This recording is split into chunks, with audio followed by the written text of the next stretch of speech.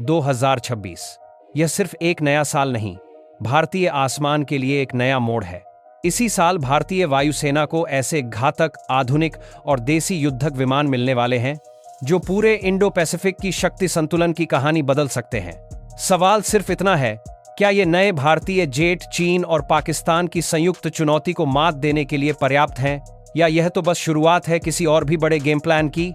आज की इस वीडियो में आप और देखा जाएगा तेजस MK-AK की असली ताकत, भारत में बनने वाला नया C-295 परिवहन विमान और Su-30 MKI का नया अध्याय, और सबसे अंत में एक ऐसा स्ट्रैटेजिक ट्विस्ट जो आपको यह सोचने पर मजबूर कर देगा कि आने वाले 10 सालों में आसमान का बादशाह कौन होगा।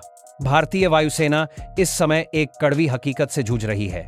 कागजों पर उसे चाहिए 42 फाइटर स्क्वाड्रन, लेकिन जमीन पर उसके पास हैं सिर्फ 31। हर स्क्वाड्रन में लगभग 1820 लड़ाकू विमान होते हैं, यानी कुल मिलाकर 200 से भी ज्यादा जेट्स की कमी। यही वो गैप है जो किसी भी दो फ्रंट युद्ध की स्थिति में बेहद खतरनाक साबित हो सकता है। पुरानी सोवियत पीढ़ी के MiG-21 अब विदाई की कगार पर हैं, और उनकी जगह लेने के लिए भारत ने अपना दांव लगाया है स्वदेशी लड़ाकू विमान तेजस पर। अब जरा तेजस MK-AK की कहानी पर आते हैं, जो 2026 का सबसे बड़ा स्टार बनने वाला है। हिंदुस्तान एरोनॉटिक्स लिमिटेड यानी हाल भारतीय वायुसेना को तेजस MK-AK की शुरुआती खेप सौंप चुकी है, और 2026 में कम से कम 6 नए तेजस MK-AK जेट्स वायुसेना के स्क्वाड्रनों में शामिल हो जाएंगे। कुल सौदे के तहत 80 से ज्यादा तेजस MK-AK बनाए जाने हैं, और आने वाले कुछ सालों तक हर वर्ष इनका उत्पादन बढ़ने वाला है।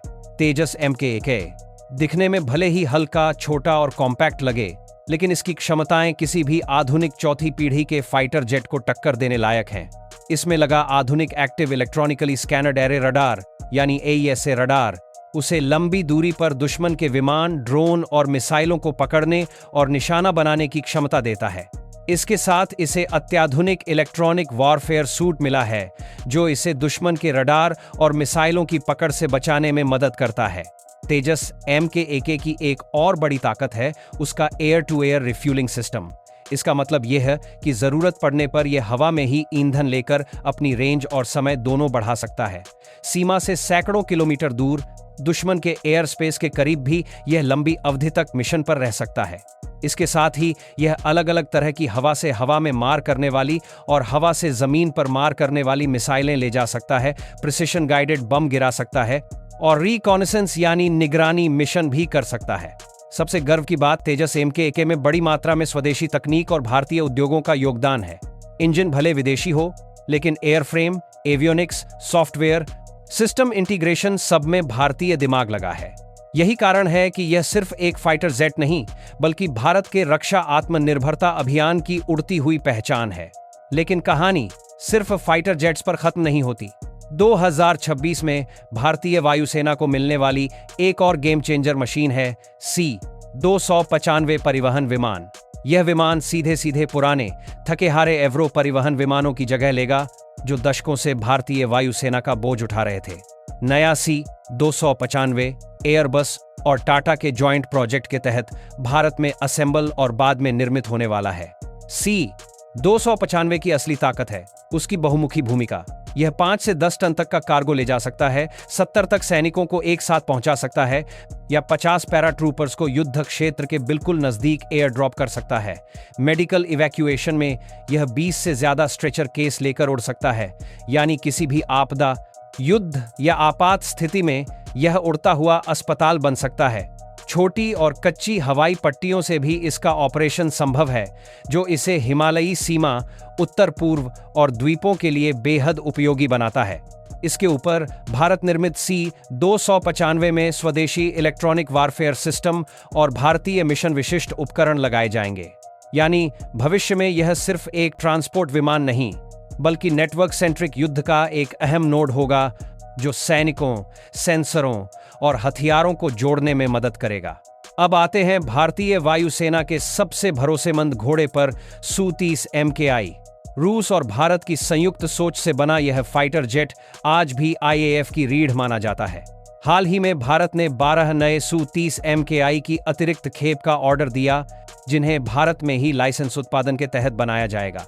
इन नए विमानों में और भी ज्यादा भारतीय उपकरण, हथियार और अपग्रेडेड एवियोनिक्स लगाए जा रहे हैं। Su-30 MKI की खासियत है उसका लंबा रेंज, भारी हथियार ले जाने की क्षमता और ट्विन इंजन से मिलने वाली अतिरिक्त सुरक्षा।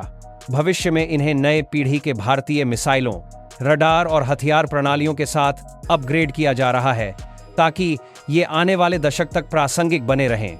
अब थोड़ा रुकिए और कल्पना कीजिए 2,02,82,030 का भारत। एक तरफ तेजस MK-1A के दर्जनों स्क्वाड्रन, दूसरी तरफ तेजस MK-2, आगे चलकर एडवांस्ड मीडियम कॉम्बैट एयरक्राफ्ट यानी MXA, फ्लैंकर्स जैसे अपग्रेडेड Su-30 और ट्रांसपोर्ट तथा मिशन सपोर्ट के लिए भारत निर्मित C-295।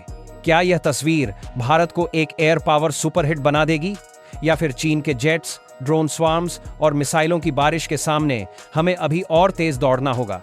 इंडो पैसिफिक क्षेत्र आज सिर्फ समुद्री टकराव का क्षेत्र नहीं, बल्कि आसमान की होड़ का अखाड़ा बन चुका है। चीन अपने JB स्टेल्थ फाइटर्स और बड़े बेड़े के साथ पूरे क्षेत्र पर दबाव बना रहा है।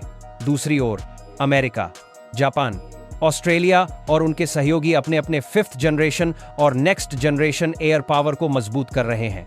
ऐसे माहौल में भारत के लिए सबसे बड़ा सवाल है, क्या देसी जेट्स और सीमित संख्या के स्क्वाड्रन इस शक्ति प्रतिस्पर्धा में भारत को बढ़त दिला रहेगा और ऐसे बड़े से माहौल में एक साल बेक्स पाएंगे? यहाँ पर तेजस और C-295 की सबसे बड़ी जीत सिर्फ तकनीकी नहीं बल्कि स्ट्रैटेजिक है।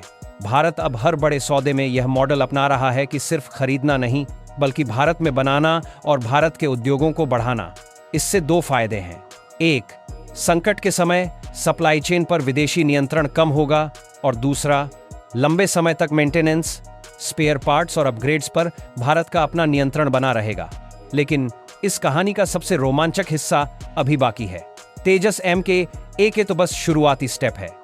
इसके बाद तेजस MK-2 आएगा, जो बड़ा, ज्यादा शक्तिशाली और मीडियम वेट कैटेगरी का फाइटर होगा। फिर आएगा AMCA, जो भारतीय स्टेल्थ फाइटर कॉन्सेप्ट है। अगर ये सब समय पर और सही संख्या में आते हैं तो वही दिन होगा जब भारत न सिर्फ अपने लिए बल्कि दोस्त देशों को भी अत्याधुनिक फाइटर जेट्स एक्सपोर्ट करने की स्थिति में होगा। अब जरा सोचिए, आज जिन देशों से भारत फाइटर जेट्स खरीदता है, कल वही देश भारत से जेट्स खरीदने पर मजबूर हों।